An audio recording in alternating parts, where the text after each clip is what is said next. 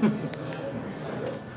assalamu alaikum. This is the KIK, the POBUMS Society, here with Mrs. Dockery from the Echo Development Group, and we're going to get right into it.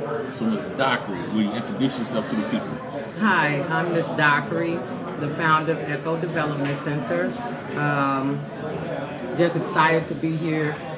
This interview means so much to me, so thank you for choosing me Thank you do this interview. Yes. Now, my first question is, what exactly is the Echo Development Center? Well, we're a grassroots organization, a non-for-profit. One of our biggest goals is to provide enhanced positive improvement in our community for a better quality of life. We serve in several areas. We serve our youth, we serve our seniors, and then we have a new program coming up in March. So right now we're working with our youth. We have also worked with the homeless population. And so our team is always trying to find innovative ways to conduct a good service for the community in every area of it being youth, seniors, homeless, the population. So we have a great team, and I'm just excited about what they're doing in the community. We have moved, actually, I know a lot of people may say, but 2020, we've been established since 15, but 2020 we hit the ground running. Now, let me ask you this. How long has the Echo Development Group been around? How long have you been doing this? 2015. 2015? 2015. And what motivated you to get out there and start trying to help the community with the services you provide? Well, this April will be 17 years I've been in the community. I started off... Wait, stop and say that again. You've been doing this for how long? 17 years. See, 17 years, grassroots, helping people in the community. When you have a person like that in the community, they need to be recognized. You need to give them their flowers while they're alive. And the city needs to recognize them also, because they're doing a service that the city may not be providing. So you've been in the community for 17 years. 17 years. Started off at Jericho Circle, which some people know of Westwood. So what was you doing in Westwood, Jericho Circle? That's a good story. Can I tell the whole story? Please. Hold on. Excuse me. I keep coughing. Didn't know anything about. Excuse me, I got a drink. Didn't know anything about grassroots. How we got started was I worked for the Beacon News, and every day I would come home from work, and there was a lot of kids. Come to find out, there was 120 families out there, and every day I would come home from work, and there was always a group of kids. I would go in the house and cook, but I would open my window. And so I had a few neighbors, their kids. I would come out and sit on my little bench, and the kids would come down every day, Miss Lisa. And so one day, a few of the kids said, Miss Lisa, we hungry. And like I said, never knew anything about grassroots, non-for-profit. And so what I did was I got a table, set it in my backyard. And so 3 days a week, what I would do is cook after I got off work, feed the kids and teach them about the Bible. That's lovely. Yeah, we started off with a Bible study. I was working at the Beacon News, met Aziz Jenadu and his wife Shanetta. And then they were saying, well, don't you know anything about residential councils, non-for-profit? I was like, no, I don't know anything about that, So we started off doing ministry with the kids, moved from there. Shanetta started a ministry dance group, and we would take the kids around in different areas of nursing homes. They would do praise and worship, dance for the seniors, and so that's how we started off that. And then one day, the Beacon News found out about it, that I was doing these things with the kids at my house. So then at that time, the Housing Authority decided to let me use the community center. Our programs expanded. The superintendent of Westside School District, he thought it was wonderful what we were doing. Some of the teachers from the Westside School District came out. We had a teacher that taught art. We had a teacher that taught music. And we had a tutoring program. And so that's how basically I got started in the community. And so I was real excited about that. We went on to summer enrichment programs where we would serve summer lunches for the kids. And like I said, it was very, very exciting. Those programs actually brought about the inspirement in me, because I seen a lot of kids there that were that needed us, you know. Now, this all started from you just cooking And doing Bible study. Cooking and doing Bible study and bringing out a table and feeding the kids and teaching them Bible study. See, y'all don't know how deep that is, because you don't have to ask the city for anything. If you want to do it, then just go ahead and do it, and then like God will bless you, then you'll be, you know, able to do more and right. stuff. But when the city and entities in the city see you providing a service for the people and you coming out of your own pocket, they should reach back and try to back that initiative. You know what I mean? Yeah. And so that was very exciting for me. We did that from 2005 actually until 2011 when Jericho Circle was closed. Okay. Closed up, and I would like to think that we all, our team, I had a good little team then, had something to do with that. There were some things happening in that complex that wasn't good for the residents. So they gave the residents their vouchers, and so they tore the place down, and my daughter brought it to my remembrance. Because she said, Mom, we've been out here 7 years. You remember the story in the Bible in Joshua where when you go around, when they went around the city 7 times and the walls of Jericho fell down? That's what happened. And so I knew at that time that God was using me. He used me as a gatekeeper, not only the school district, aldermen, all of those individuals. So they've been knowing me a long time. They know, you know, what I do. I didn't have my 501c3, so we didn't have any funding. So I didn't get in it for funding or money or anything. I got into it because I saw a need in the community. And then once I found out that there was more that could go along with it, that was good. And we still didn't get our 501c3. Okay. Once we left in 2011, I was in a dark place because, you know, I lost my husband that year. And so I was like, you know, I didn't do anything for a whole year other than, you know, try to work. And it was hard to do that. I was working for the school district because I was dealing at that time with depression. For the loss, I lost my father there at Jericho, and then I lost my husband. And so that was very difficult for me. So I went into a dark place. In 2012, I moved on Lincoln. In 2011, I was going down the street, and there at Lincoln and Benton, there was a church. And every Thursday, I would see a crowd of people out there, right? Because I was like, Lord, you know, whatever you see fit, use me, and, you know, you keep continuing to use me. And He did. So one day I stopped on a Thursday just to see where this crowd, what the crowd about, what's going on, you know. And so when I went to the church and I was asking the father, I'm like, what do you guys do here? He said, well, we serve the homeless, we serve the community every Thursday. And I was like, I would love to volunteer.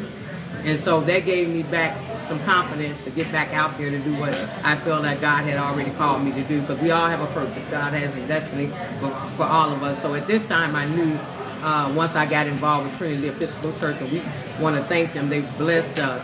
I did the volunteering from 2012 to 2014. Now let me ask you this. When you have a purpose and a calling from God to try to help people in the community, how do you deal with, how can I put this? How do you deal with negativity that may come your way? Because I notice with grassroots organizations, you could be doing something and a person might be doing something similar, and they will basically hate on you and try to tear your shit down because they feel like they should get all of the limelight and stuff. So like, how do you deal with negativity when like you have a calling from God and like you're really trying to help the people, you know? How do you deal with that, and like how do you not get stressed out and like depressed from it? Oh my God, I was Thanks you.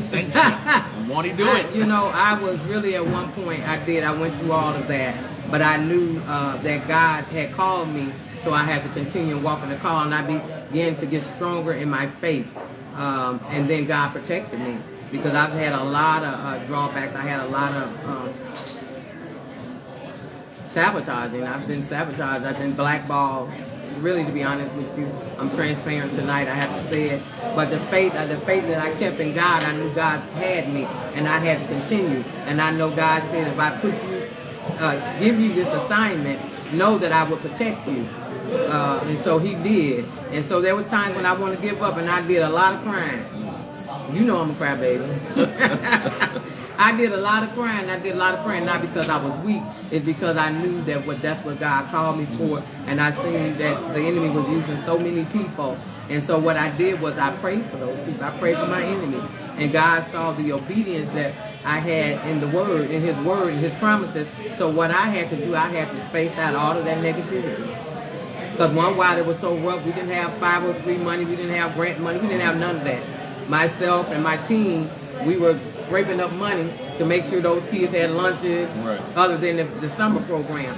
But we still had weekly programs, so we had to make sure that we had food for the kids there, material for the kids there. We had great people like Trinity Episcopal, the Wayside Cross Mission, their ministry. They would help us with books, Robert material, you know. So we had individuals that helped us, and that's how we kept going. And one of the things I didn't want to do, because I could have had at that time applied for my 501c3, but in 16 I got sick, you know. But I didn't want it to take away from the ministry.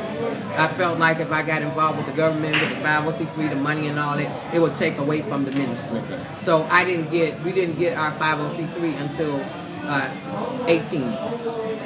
We didn't get it to 18, so we walked, we fundraised, we did whatever we had to do, we asked, and God provided for us for those programs. That's good. Now I want to ask you about the meals that you give to the homeless.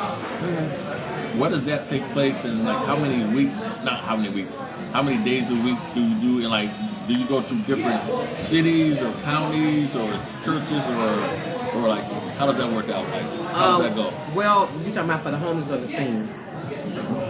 Let's do the homeless first. Okay, so the homeless, we started off doing the homeless program in 2020. Okay. Ministry through my pastor, Grace Deliverance, Pastor Bliss, we love you, thank you so much. And we met 20 individuals that was living up under a bridge. So that's how we started the homeless ministry. And so one day, someone called me and said, hey, there's about 20 people living up under this bridge. You guys got to go and minister. Get some care bags together. We were doing care bags at the time when the pandemic started. Get some care bags together. Get some food together. Let's go. So we, Pastor Bliss, Dr. Bliss, Christopher and Marguerite, myself and Echo team, my daughter, so she, as well as she is the CEO, we all got together, and I was like, oh my God, we got to walk over that bridge all the way back there in the woods. We were climbing rocks. But we went on back there. So like, is this in back of the Hessen house or kind of? It was in back of the Hessen house. Like the train tracks you got to go? Okay. And you know, there was a lot that went on with that, because we tried to save them from getting demolished and all that. You remember that? That transpired in 2020. But so that's how we got started with our homeless population. And so during that process, we were able to assess them. We were able to get them, we partnered with Amita Mercy to get them help with substance abuse, get them help with mental health. And so in order to provide those things, you were providing food and also getting them help mentally and physically with Amita Health. Yes, Mercy. yes. Nick Thompson would drive the van. He would ask the city to let us use the van, and he would pick people up. My daughter had the truck. You know, we had the little raggedy van. We had both.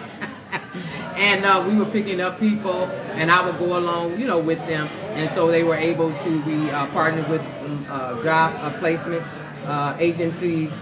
We partnered with a couple people. We have 3 success stories. 3 of our homeless people are doing well today. They have jobs, and they're doing very, very well. So we do have the success stories behind that. And so that's how we got involved with the homeless community. But they had to keep their word. They had to be a part of our assessment program to make sure that they weren't just, you know, wanting to take.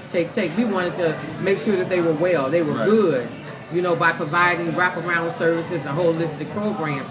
And so that's why we're so excited about our new program, because we've been trying to get this program Stop.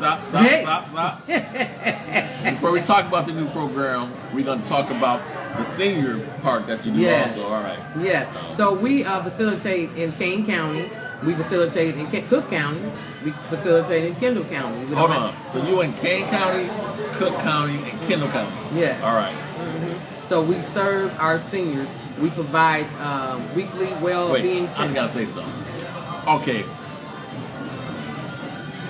Hey, I just gotta be real. Say it, and I'm gonna be transparent. If you see an organization doing all of this in Aurora for the homeless and for the seniors, if you see that and they have a track record of constantly doing it and trying to help people, how come everybody else in Aurora that's supposedly doing something can get an award? Oh, how can no. I'm just saying, how can they get an award and you see a person that has a track record that's been doing this for 20 years and like you try to act like they don't exist? That's what gets me. All right, now let's back to the program. I just have to say that because I just hate saying that. It's just like, you're a very valuable person to the community and you need to be recognized for what you do. Even if the city don't recognize you, the people should recognize you, and the city should recognize you because they should be proud that an Aurora resident is out here doing something. You know what I mean? But this ain't about me, so we're gonna get back to you. All right, and that's one of the things that I want to address too, because I felt that way, you know. But the Spirit came to me and told me, say it's not for them to see. Wait, say that again. Say that again. The Spirit told me, because I did a little crying. I got my feelings hurt a couple times. I got my feelings hurt. I did some crying, but the Spirit said it's not for them to see.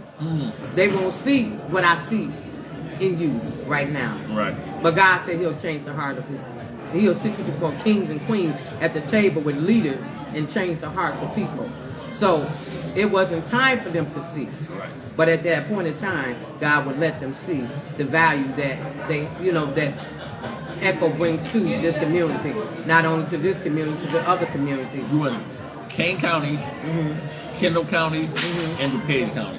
Yeah, well, DuPage County, we do a few people in DuPage County, but mostly Cook County, Kendall County. But we don't take any money that we're allocated for Kane County out in other places. Okay. We have support from Cook County when we serve their area, and we have support from Kane County when we support their area.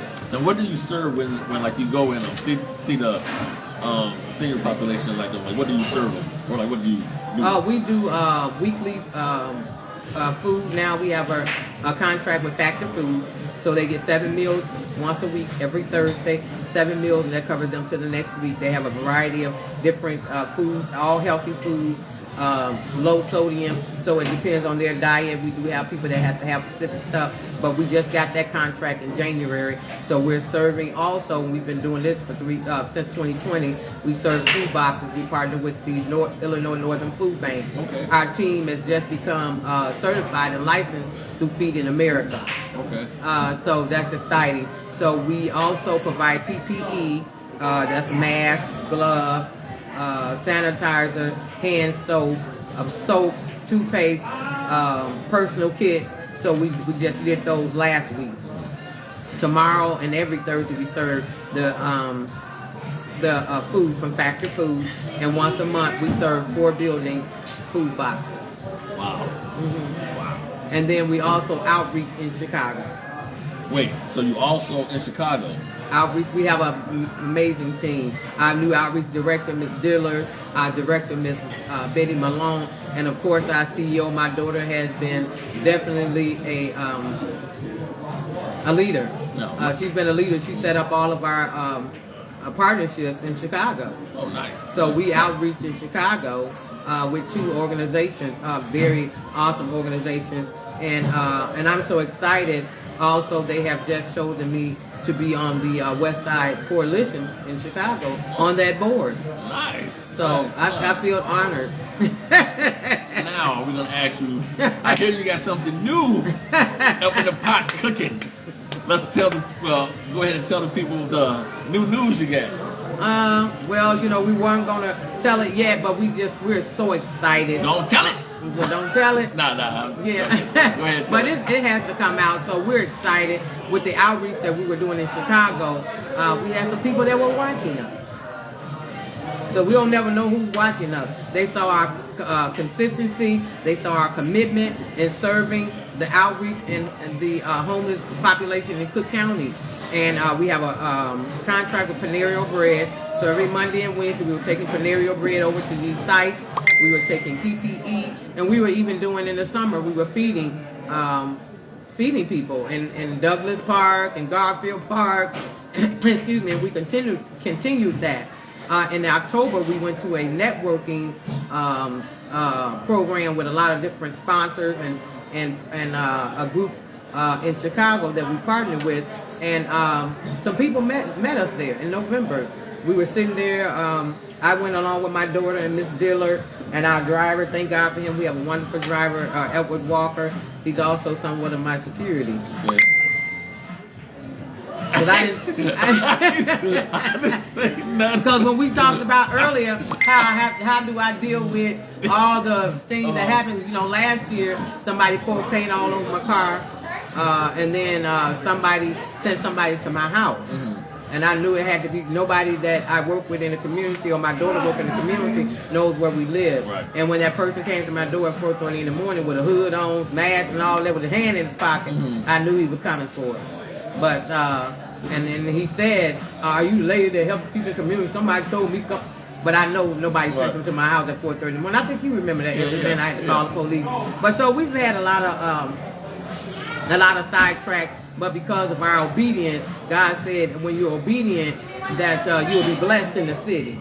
You'll be blessed in the field. Right. The fruit of your womb will be blessed. That's your children. Right. And see, I had to deal with things. But my children is blessed. I prayed for them. We came out of an area that people would say, "Oh, ain't nothing good coming up out of there." But now I can see the rewards of God, what He said, and we manifest that. We pray every Tuesday and Thursday at 7:30, 7 o'clock in the morning. Wait, say that again. We pray we have a prayer line. A prayer line. We've been had the prayer line since 2017. And it's every Tuesday and Thursday. What time morning, is the prayer 7 a.m. What's the phone number for that? 712-432-3900. And that's a prayer line every Tuesday and every Thursday. Morning at 7 a.m. 712-432-3900. Access code 657-653. Again, access code 657-653. And we're on there. We're praying. One of our testimonies is we've been praying since 2017. Our director, Betty Malone, needed a kidney. One of our other members on our prayer line needed a kidney. 2017, we prayed. 2018, the beginning, we prayed.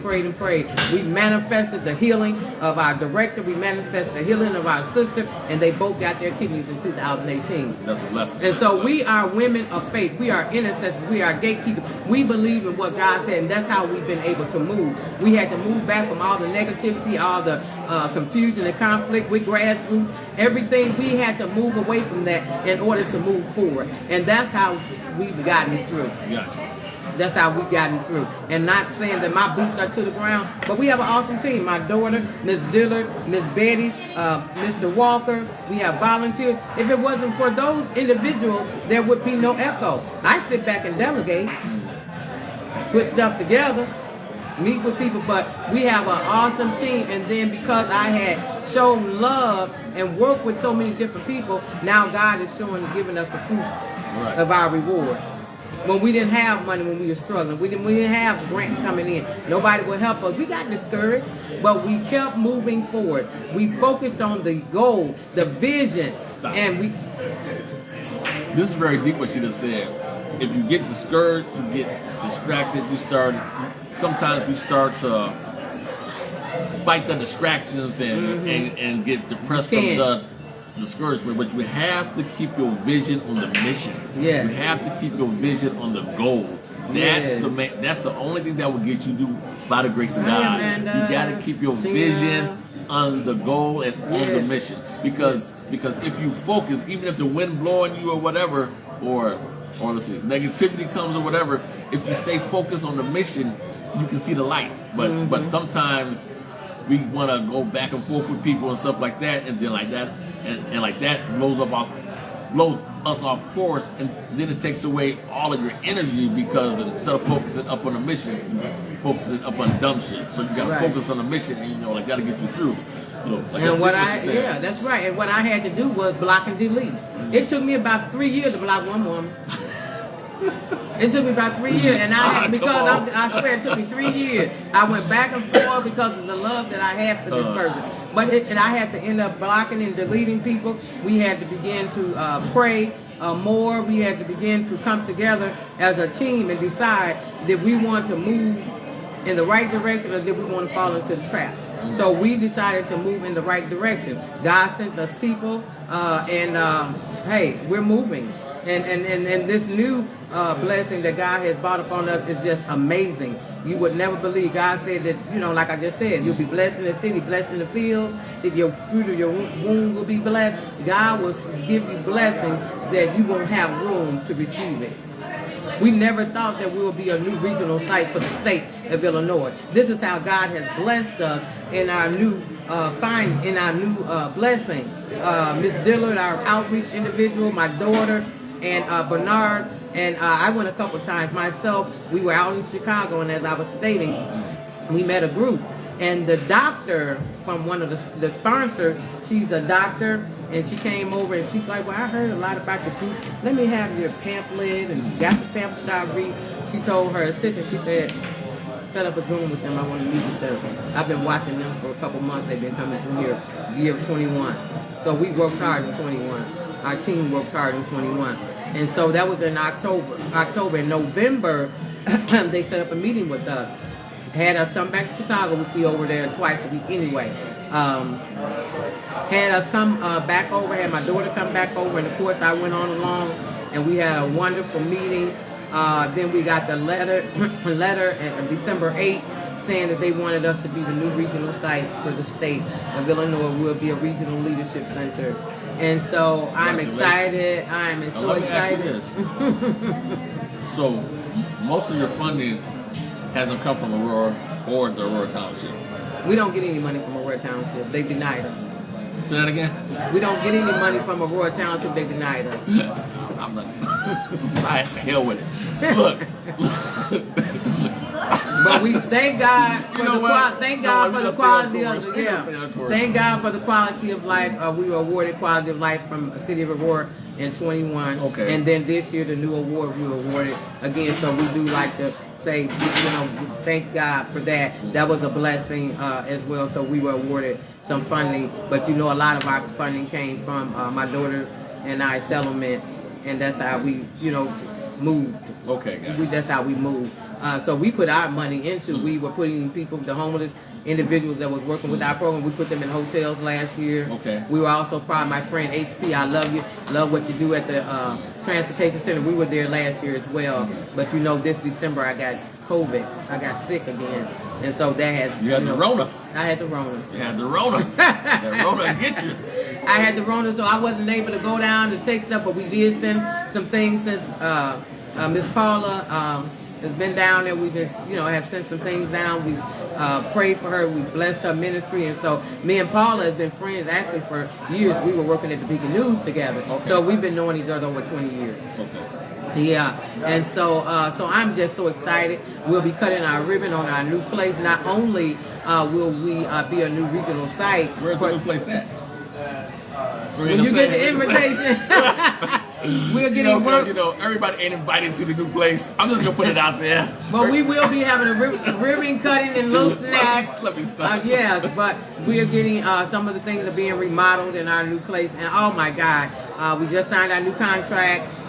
We'll still also be at the Thrive Center, our youth program, our youth service programs, our bullying program. Each one is still at Thrive. Our office is still at Thrive, but we will be opening up a new distribution center. We're also... So let me ask you this. Is it located in Aurora? It's located in Aurora because we're serving through this program, through the state, we're serving Kane County. Okay. So she's going to have a ribbon cutting at the new distribution center in Aurora. Some of y'all might not get an invite because some of y'all don't be acting right. But no, we want people to come. We want to be able to serve. We're serving, but not to the ribbon. Cause everybody won't be able to come to the ribbon. Everybody won't be able to come to the ribbon cutting because y'all ain't have no hand in helping them get the building in the first place. So like, why should you be there? And that was pictures? Actually. Let me stop. And that was actually a blessing from God. So with that program, we'll be serving individuals with substance abuse, mental health. We have Bill said hi. Hey, that's my buddy from the Beacon News too. Yo, Thomas. Yo. Yeah. So we'll be having wraparound services to help individuals who's dealing with substance abuse, whole body holistic recovery. We're also our team is certified in Narcan. We can help stop an overdose. Okay. Yeah, we'll be doing workshops. We also have our team, Ms. Deborah and Ms. LaParis, is certified in case management, and our own Dr. Blitz. You know, she was over at Life Springs for 25 years. She'll be doing some of our substance abuse counseling. Okay. Yeah, so we have people in, we have partners, even here in Aurora. We have partners, we'll be a referral service, and we'll also be an emergency service for food. So if you need food, you come get emergency services. You need workshops, you need assessments, you need this right here? clothes. Do y'all hear this right here? See, this is what I'll be talking about with the grassroots organization. When you have a grassroots organization like this, support and back them, because it only takes something to happen that it could disappear. But, you know, back your people, protect your people, and stuff like that. So, like, that's really good. That's really good. I am so excited for our team. I won't be able to be there. I'll still be sitting back delegating at home. You know, eventually get in. You a general, so you're supposed to. No, I'm delegate. not a general. I say everybody has a general. You a general, so you I'm delegate just a the founder, responsibilities. and I do this because I want to leave a legacy. I want to leave a legacy for my family. I want to leave a legacy also for Aurora. I want my mark to be made here in Aurora, not just because I wanted that to happen because of the work I have done for 17 years in this community. I want to see people transformed. I want to see people renewed. And I want to see people to walk out their vision. I want to see our young people become lawyers and doctors. We want to educate them. So this mental health and substance abuse program is just an honor. It was just basically not given to us, but we worked hard for that. Our team worked hard for that. So and I honestly think that God is blessing you and your team, because y'all have been steadfast in trying to help the people, even if y'all got knocked down a couple of times, yes, or like the city didn't back you, or like the township didn't back you. You didn't let that discourage you. You got back on track and did what y'all were supposed to do. And I think that's why y'all are seeing the benefits of that now, because if you're trying to help God's people, God will help you. God will make a way. You know, No, we sold a lot of fish last summer at Farm We sold a lot of fish and snowballs, you know, and dinners and stuff, and and that's how we maintained what we did last year, along with the grant that the Quality of Life, and along with our wonderful partners in Chicago. Yes, ma'am. Is there any last? Oh, I also want to say, Mrs. Dockery's organization, Echo Development Group, is also a member of the Aurora Grassroots Alliance Group. You know what I'm saying? So is there any last words you want to tell the people, or anything you want to let them know before we go? I want to tell you, know that God has a plan for your life. He has a purpose. You have a destiny. Write your vision. Make it plain. Write it up on tablets so that men that read it will run with it. That means you can run with it. That means put your all in all to what you want to do. If you want to be an entrepreneur, do it. If you want to have a ministry that God has given you in your heart and in your mind, do it. This is the year of manifestation. Things you shall manifest what you say. The law of confession is the word of God, and we have walked with the word of God. We have been obedient to the word of God, and God is showing us now that because of our obedience, we are reaping and eating the fat of the land. The wealth of the wicked is laid up for the righteous. Walk in the way of God. Walk in the manifestation of what God told you, and watch God move mightily in the name of Jesus. Thank you all so much. We done turned the bar into a church room. We about to get out of here before they tell us to go home. Thank you so much, Brandon. And I thank you because you've been a big support. Thank you. You and Sadiq has been a great big support to me. You know, I done cried to y'all a whole bunch of times. I did all that crying, calling. People called me from the hazard house. I'm in jail. They done locked me. I was hollering and crying. Y'all come over here, get this money, go get this money. So I appreciate you all for being a backbone for Echo and me too. So I thank you all. All right, this is the KIK for Football Society. I want to thank everybody for turning in. And the next interview, I don't know who it is, but we just want to thank y'all for turning in. And also remember to support local grassroots organizations in Aurora that are trying to help people, because it's very hard to keep constantly doing this if you don't have support from the people or if you don't have support from the city. Even if you don't get support from the city, just keep doing it.